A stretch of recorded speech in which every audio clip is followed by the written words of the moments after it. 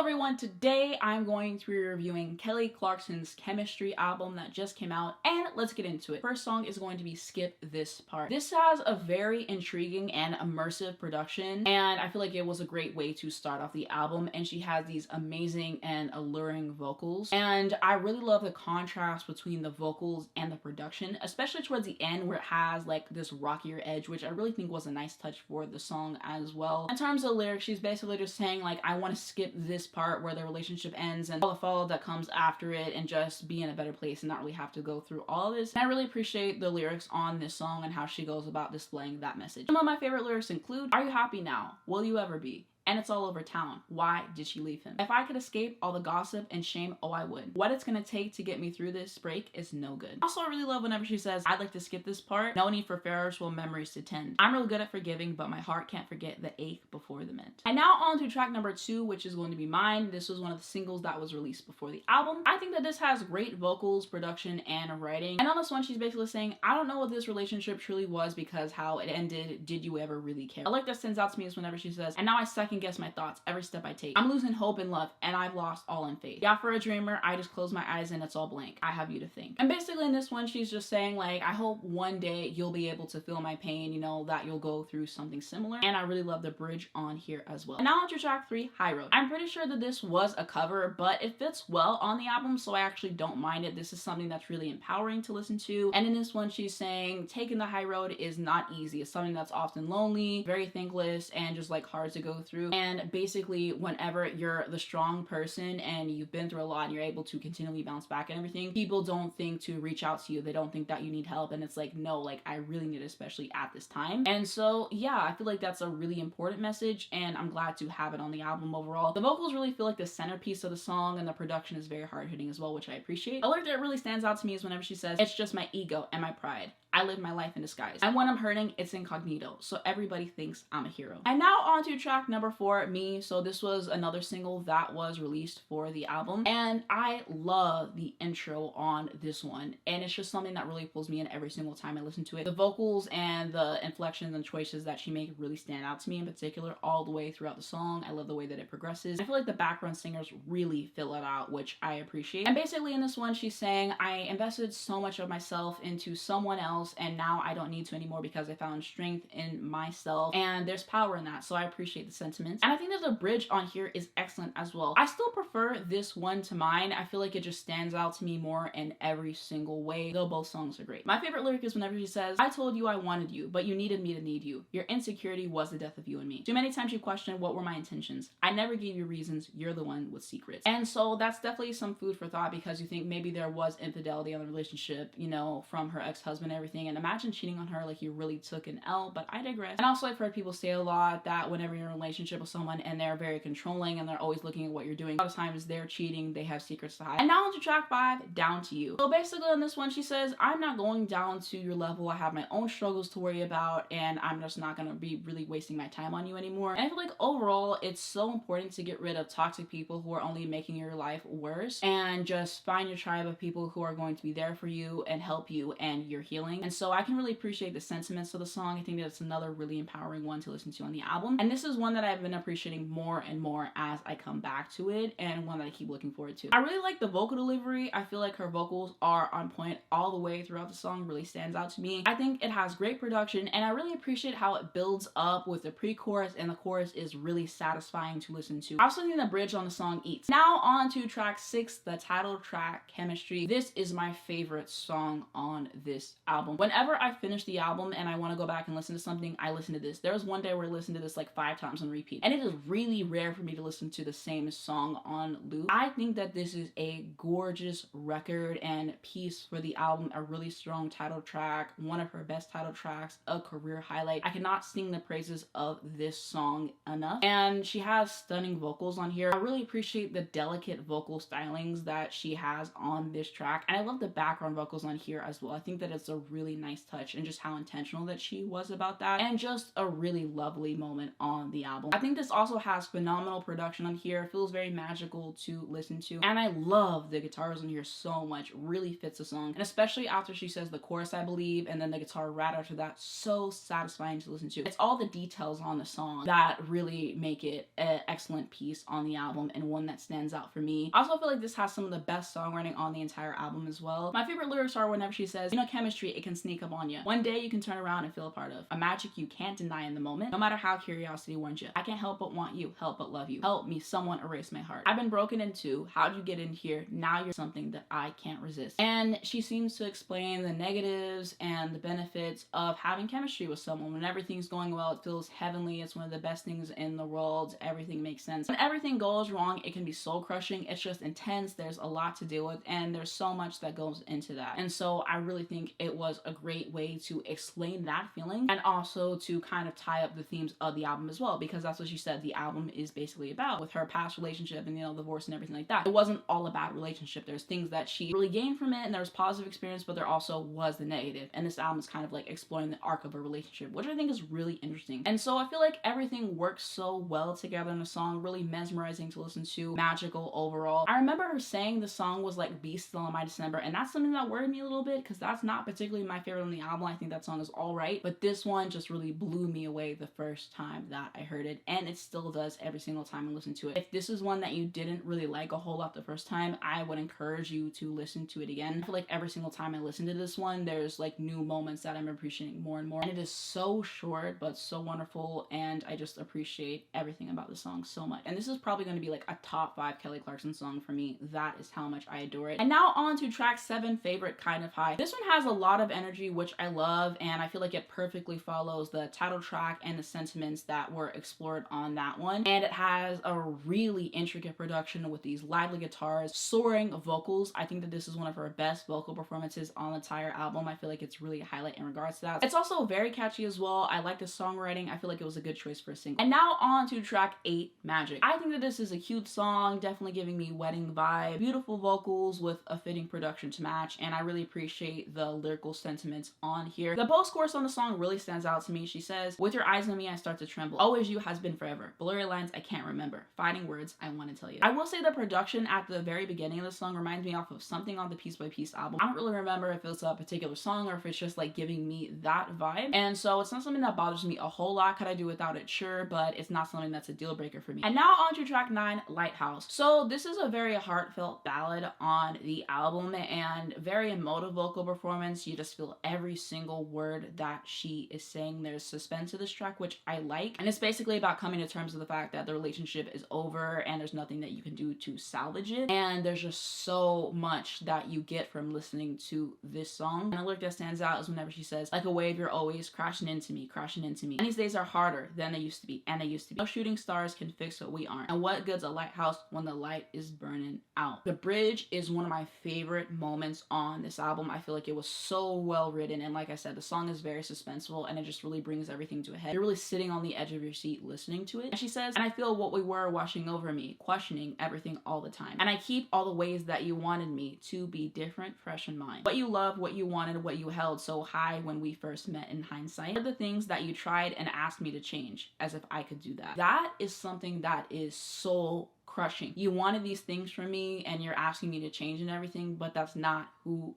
I am, and it's kind of unfair to ask somebody to do that. So I think that's like kind of what she's referencing, and just saying like we're never going to be able to get back to the place that we were in the relationship, and just it's all done and everything, and just can be really hard to accept that. And I think that she does a really great job at painting that picture, and so that's something that I really appreciate with the lyrical themes in the song. Like I was saying earlier, the vocals are very emotive on the song and just outstanding. The production is great. And now onto track 10, Rock Hudson. I really appreciate the sentiment that I'm not gonna sit over here and lie and pretend things are fine whenever they aren't, and just like saying I'm gonna live in my truth and not put on this facade. And if you want to put blame on me for why things are the way that they are, then you can go ahead and do that, and I don't care. It's something that's admirable, so I appreciate that about it, and lyrical sentiments there. Now I did find something interesting from the song on Billboard, which I'll read to you. What she wasn't expecting after co-writing Rock Hudson with producer Jesse Shatkin was that the song could be interpreted in another way. While Hudson portrayed a dashing ladies' man on screen, the actor was privately a gay man who kept his sexuality under wraps to maintain his Hollywood career, even marrying his agent secretary in the 50s to keep up with the illusion. He died of AIDS in 1985 at age 59. Clarkson says that piece of Hudson's identity didn't inspire the song. That can be misleading, Clarkson tells Billboard. It's not referencing Rock's life, like his personal life and what he was, unfortunately having to hide from the public. My producer Shatkin didn't have a clue about Hudson's story at all, and I wasn't even thinking about that. And it was funny because somebody at the label Atlantic Records, I think, is the first person who was like, so Kelly. I was like, oh no. It's just about having that movie life that people think that you have that's so perfect, and it's not perfect behind closed doors. Overall, I think that this song could have been just a minute shorter. I like it for what it is, but I think if it was a minute shorter, then I would like it more. Vocals are good, I will say. And something that's really cool is she referenced her song Piece by Piece in this, and that was like a very hopeful song, and it kind of didn't age the best because of everything that like went on. And by the way, with that, she said that she's still gonna perform it on her residency and stuff because she knows people want to hear it, and like I said, it was a very hopeful song. And the lyric that she says is, by the way, piece by piece, I found out my hero's me. And that's a really good way to look at it. I think that's genius that she flipped it that way, because you know, that song was kind of saying, you know, this person is kind of like my hero and whatever, because this person came and fulfilled something that you didn't, you know, talking about her dad and how, you know, he treated her and, you know, like wasn't really there for her and everything, and was talking about like her, and she was like, you know, he stepped up and everything. Now she's saying, you know, I found out my hero's me, you know, I found strength in that with everything that I've been through. And I think that it can be really cool when people reference their own songs and just flip it and like make it have a new meaning. And now to track 11, My Mistake. So this is the only other song on the album that she didn't write. Overall, I think that this is a really interesting track. This is another one of my favorites, actually. I feel like this has been a grower. I remember liking it, but it's just one that I look forward to more and more. And I feel like this is really going to be a hidden gem on the album. One thing that really stands out to me is the vocal delivery. I feel like it's fantastic. It's super catchy. And one of my favorite lyrics is whenever she says, I'm waking up to cruel intentions, feel like I'm coming off a high. I got the clearest recollection, promises etched into my mind. I really appreciate the background parts on this. I feel like she sounds great. A lot of singers don't know the value in background vocals. I've said this a billion times. The queen of background vocals, in my opinion, Mariah Carey, one of Kelly's biggest inspirations, as well as she's talked about many times. If you haven't listened to her discography, you should. I'll put the playlist of my video right here on Mariah at the end of this video and link down below in the description, but I really appreciate those little details. And you know, she's basically just saying, it must have been my mistake for trusting you. You say that, you know, you were gonna love me until your dying day, that I would always be yours, and like all these things. And unfortunately, that didn't end up being true. One lyric that stood out to me is whenever she says, so why don't you come say what you want to say? You hold her pretty close, thought you needed space. I won't make a scene, just call me crazy, baby. Overall, I think everything on the song comes together nicely, and it's really a treat on the album, and I hope a lot of people are appreciating this one just as much as I am. And now to track number 12, Red Flag Collector. This was also released before the album came out. This one is more so in the pop rock vein that she has mastered. In my opinion, she's the queen of pop rock music, and it's not even close, as I've said before. And I really like the chorus on the song as well. I think it's pretty catchy. I love the edge that the song has, like with the guitars and the horns on here are great. I love the playful energy about the track with the lyrics and everything as well. And she has a really solid vocal performance on here. Just the way that this song goes off, it's just something that's really enjoyable to listen to. Something that really bothers me about this song is that I feel like there's something messed up with the audio. Like whenever you listen to the first verse right before the chorus kicks in, it sounds kind of muddy. And then by the time it gets to the chorus, it is fine. But every single time I listen to it, it really bothers me. Also, before the last chorus, it seems like there's like another thing where it sounds kind of muddy. So I guess that this is just something that they need to fix, and I hope that it gets to that point. Maybe they did it that way on purpose, but every single time I listen to it, it really does bother me. And I do think that the live version of the song is superior. I hope over time she puts all the live versions of these songs onto YouTube, because I really think that they deserve those treatments. My favorite lyric is whenever she says, drag my name around town, I don't mind, I changed it anyway. And I also like the one where she was like saying, you can keep the towels and high road living is what I do best. And like I said, the playful energy of the track is something that I really like to listen to. Now to track 13, I Hate Love featuring Steve Martin. I will say I'm glad that they released this before the album came out, because I think that it's just something that's really unique for her, really cool, really fun to listen to, and so I'm glad that it got its moment to shine before the album officially came out. This is one of my favorite songs on the album. I was gonna say it's my favorite, but as I was reading my notes for the title track and everything, I was like, no, this is absolutely my favorite. So this song definitely has to be number 2 for me. This song is just so ridiculously fun, catchy. The vocal delivery on here is something that really stands out to me. It's just something that's like cool and a little bit off kilter, but something that really works. I really appreciate the textures of her voice that she explores all the way throughout the song. I remember whenever this came out and people weren't feeling it, I'm like, how do you not like this song?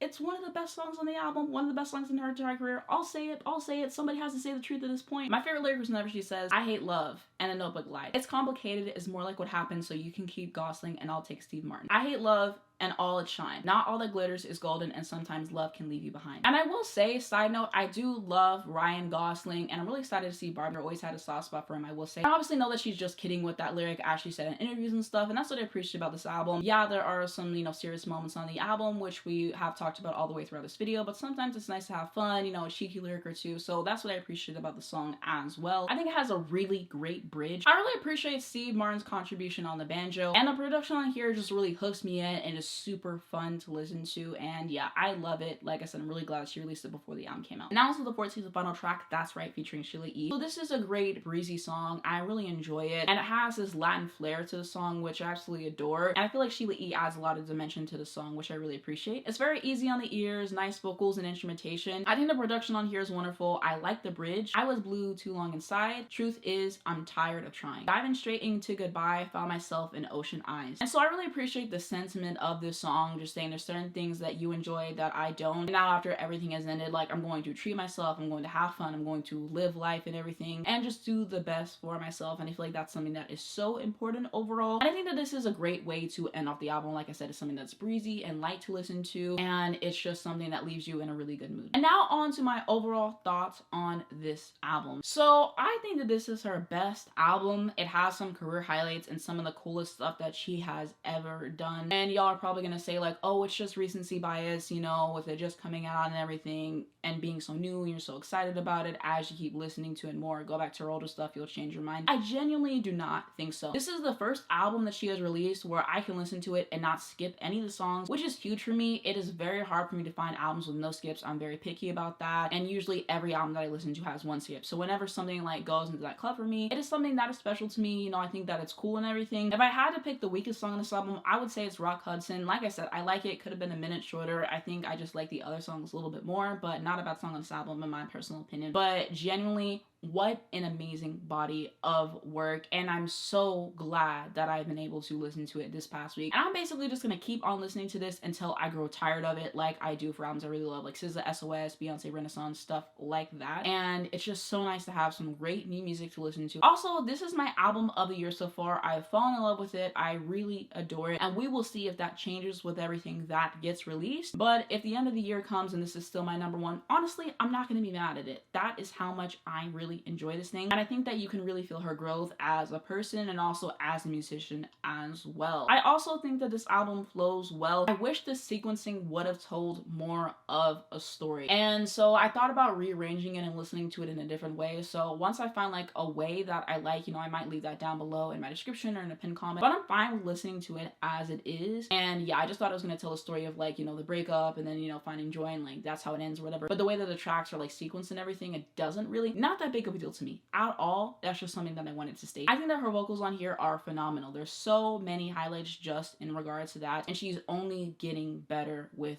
age, and it's just such a joy to listen to it. And like I said, the background parts, which a lot of singers don't put enough time into for my liking, are really cool as well. So there's just a lot to really sink into just with those parts alone, and she is one of my favorite singers of all time for sure, and I feel like she doesn't get the respect that she deserves as a vocalist and is very underrated. Also, this has very personal songwriting, and I appreciate her vulnerability, which I'm sure isn't easy. Basically, she says she saw the stuff about her divorce that came out in the press that she wasn't really in control of, and she just releases songs that address that, and then she had the more personal ones for herself. I'm also glad that she has songwriting credits on most of the songs on here. Like I said, I think that she's a great writer. I wish that she wrote more, and for it being such a personal album, I'm glad that she was really involved in that, and I feel like her melodies are really infectious, and she doesn't get the credit as a songwriter that she deserves. I feel like a lot of women songwriters don't, which is really a shame, and that's a conversation for a different day. But I think that the songwriting on here is really well done on the whole. A lot of catchy moments on here, a lot of heartfelt moments, a lot of insightful moments and stuff as well. I just really appreciate the way that everything was presented. It was something that was very thoughtful, and she said that she worked on this for years and she wasn't even sure if she was going to put it out, and the label gave her grace and everything, and I'm just really glad for her putting this out and the vulnerability that she has. Overall, I feel like the production and instrumentation on this album is solid and very dynamic to listen to, which I appreciate. I think that songs like Me and Mine sound a touch dated. I still like them, but that's something that I wanted to know. So while I really enjoy Mine and Me, thinking back on it now and really listening to the album, I feel like songs like Favorite Kinda High, Down to You, or I Hate Love, one of those three would have fared better as a lead single. I feel like maybe it would have been more representative of the album, but you never really know, and so that's just some food for thought there. Also, I feel like too many songs were released before the album came out. We got like half of the album before it was released, and I feel like, at least for me personally, maybe give me 2 or 3 singles before an album comes out, because I really want to be able to enjoy everything in its totality. When you release that many singles, it's like, okay, I've already heard half of it and I might listen to them on rotation, so I'm basically tired of half the album by the time it's released. And so the rollout of the singles for this album and everything is really reminding me of what happened with Mariah Carey's Caution album and what the label did with the instant grats and everything, and how she was against that. Everyone's gonna think about it differently. That's just personally what I think, and like I said, I think the rollout of the singles should have been different, and it would have been interesting to see the outcome had that have happened, but that's really not everything. The album is here and I still enjoy it for what it is. It's just interesting to think about. She's done a lot of promo for this album, which I really appreciate. Truly has been everywhere, you know, doing these lives and everything, and that is something that is very cool. I like hearing more about the songs, and I can't wait to hear her talk about them more. And so I'm also glad to see that she is projected to have a top 10 debut on the Billboard 200 chart, something that is well deserved at this point and really shows her longevity. And I feel like this album deserves so much more than it's getting. I feel like I'm not seeing enough people just talk about it everywhere at large. Also, something that is worth noting is I feel like a lot of times whenever women get in their 40s and even younger than that, the industry is so ready to discard them. They won't play them on the radio or promote their songs and everything, and they basically act like their career is over and like, oh, let's focus on the next big thing. And I think that that is so incredibly unfortunate, because I feel like as we get older, there is so much more that we learn and experience that we go through. We get wiser, and people like Kelly, you know, getting better at time with the vocals. And the stories of older women are just as, if not more, valuable to share. And so I really think that there's beauty in that, just showing what we learn as we get older. And I just really think it's a shame the way that the industry treats women as they get older. And so one thing that's really important to me is to take the opportunity to uplift the projects and the artists that I think really deserve that. And I feel like this album is the prime example of that. And I feel like it's just not going to get the appreciation that it deserves, which is really unfortunate, but this one will always have a special place in my heart. I really love the album title and the whole concept for the album and everything, because like she said, the relationship wasn't all bad. There were great moments in the relationship, there are bad moments, like there's in everything. So I just really like that she's kind of, you know, showing that with the album, and so that's just something that I think is really cool. I hate the album cover ever since I've seen it. I just don't really like the color scheme for it. I don't really think it's that representative. The tour promo photo would have been so much better. I don't know why they didn't go with that. It's reminding me of whenever the Karaoke EP was released and it just has karaoke on it, and then I saw the promo photo for, I believe, whenever she's promoting Happy Never. I'm like, why wasn't this the cover for the EP? It's the same thing. Now I wanted to talk about seeing her live at the Belasco, so I wanted to say shout out to my friend Jay. He is the one who invited me to go, and I'm so incredibly thankful for this opportunity, because I'd always wanted to see her live and everything just worked out together nicely. So shout out to him, a real one. So unfortunately, I don't have any footage of this, because whenever I went, she performed the album 2 months before it came out. And so due to that, you don't want the songs to leak and everything. So basically, there's these pouches that we put our phone in. We put our phone on silent, and then, you know, it's locked by a magnet, and so you can't access your phone during the show. And there was this thing where, you know, you could like sign up for like a phone that like my friend did, and like you could record off of that, and then they would send you back the footage, and he was doing that, but I guess there was like a security guard there who didn't know about that or whatever, and thought that like he snuck his phone in or somehow or something like that, so he wasn't really able to record much of that from my understanding either, which is unfortunate. I really wish I had footage, because she truly killed it, and so that would be something that's great to share, because I like to have footage to all the concerts I go to, but that is why I don't. And this is the first concert that I went to that it was like this and everything, and it was interesting to not have my phone there to like record and trying to soak it up as much as I possibly could. Some other notes that I have, I'm pretty sure that she did skip this part twice. I think she got really emotional the first time, so she was like, let's do it again. And then she messed up my mistake. I think that she came in early or something like that, so then she had to do it again, which is really funny given the title of the song and everything. And I remember that she performed the album out of order, because there was an orchestra there, and it's just easier to have them play for the songs that they're involved in and let them go home and everything. And I will say her band was very talented, excellent, especially the drummer and the guitarist as well. It was just something that was so amazing to soak in, and you really can't replace live music, a live band. There's truly nothing like it, and I really appreciate it. I remember whenever I first heard everything all the way through, I Hate Love, Red Flag Collector, and Chemistry were some of my favorites off of first listen. I think I really liked That's Right as well. And then I remember whenever Red Flag Collector came out, I still really liked it, but I think I might have confused it for another song on the album, and maybe I confused it for I Hate Love or something like that. And now I still really like Red Flag Collector, but there's songs that I just prefer above it, I will say. My top 3 I feel like is pretty solid, but you know, things can change. We'll see what happens in regards to that. And it's just so nice to hear the album again, because I remember when whenever I heard it at first, I liked the album and everything, but hearing it more and more this past week has been such a delight for me, and it's just grown on me that much more. I remember really wanting to have the album after I heard it live, and having to wait almost 2 months to hear it again felt like such a long time, but it's just really a treat to have it now. And like I said, I'm just gonna keep playing it now until I get tired of listening to it. I will say she has such a great personality, really funny, really homely and stuff. I remember her referencing Beyonce, like, oh, we gotta get this perfect like Beyonce or something like that. Beyonce is one of my favorites, so really love to see it. And I just really liked her talking about the songs before she performed them, because I always like to hear more information about it. So she was kind of just talking about like what they meant to her and stuff. I remember someone unfortunately passed out while she was talking about one of the songs, and luckily they ended up being okay, and something that she was like really worried and like concerned about, but luckily everything managed to be all right. Never been at a show where that happened before, but she handled it really gracefully. I'm glad that they were able to be okay. And another thing I will say is her voice really feels out of room. It's very resonant, and not everybody has that. And like I said, she really killed it, so it was something that was a treat to listen to. And so she performed the entire new album for us, and then at the end she did Miss Independent, and then she also did Since You've Been Gone. And I'm really happy about that, because those are the songs that I really wanted to hear. I will say that I feel like the guitars were not loud enough for Miss Independent. They would have just like tweaked that up a little bit, but overall I really appreciated that. And then Sheila E. did come out to perform on That's Right, and they both kind of like gushed about each other and said how much they appreciated working with each other, which was a really wholesome moment. She performed that with them, and then she also performed for the last 2 songs, I believe, so that was really a treat. So yeah, that's everything I remember from her performing live at the Belasco. I feel like there's so much more. Usually whenever I do my concert reviews, one thing that really helps me is looking back at the footage and everything, and just like seeing what happened and looking up the set list and like all these things. But when I don't have that, it's a lot harder for me to piece everything together. Also, it's been 2 months since like all this stuff went down, so of course I'm naturally gonna forget stuff. But it was a really enjoyable experience, so I'm really thankful that I was able to go. So shout out to my friend once again for inviting me. And that is going to be it for my review of Kelly Clarkson's Chemistry album. And so I would love to know what you guys are thinking down below in the comments. What are your favorite songs? What are your overall thoughts on this album? How would you rank in her discography? All that stuff. I would definitely love to read it. And I really hope that I'm able to see her this summer whenever she goes to Vegas. Who knows what will happen? I would really love to.